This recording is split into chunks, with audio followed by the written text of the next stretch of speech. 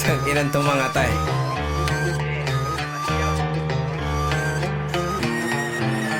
Ilabas mo na lahat ng yabang mo. Nayabangan ka, anong pake sa'yo? Gusto mo ba pasabugin utak mo para lang malaman na ako ang boss mo?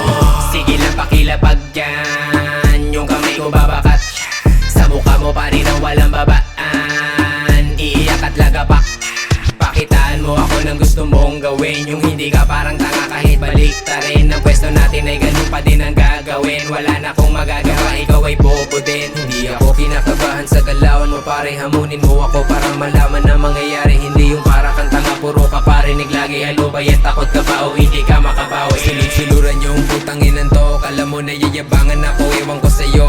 Wala akong pake sa mga gagawin mo. Wala ka pang bitaw, ako ang napansin mo. Kaya titirahin na kita, putangin na mo ka. Wala ka naman bilang dito, putangin na ka. Sunod-sunuran ka lang naman sa mga tanga. Pag samasamain ko kayo, wala pa rin buga.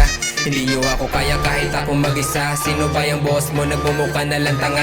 Pakitaan nyo ako yung maitira talaga. Yung hindi tanga-tangahan para lang may magawa. Hindi pa sumisikat kaya nagpapansin. So shut the fuck up and do your thing. Pati yung bitch mo bumilip sa'kin. Kita mo ngayon sa'kin na gumigiling. Pababa, pababa ng pababa. Wala ka nang paki sa aking mga nagawa. Kung gusto mong gawin pwedeng umpisahan mo na. Kung gustong marating kaya mo na mag-isa. Hindi mo na kailangan ng maraming alaga. Nagsimula sa maliit ngayon ay paldo na.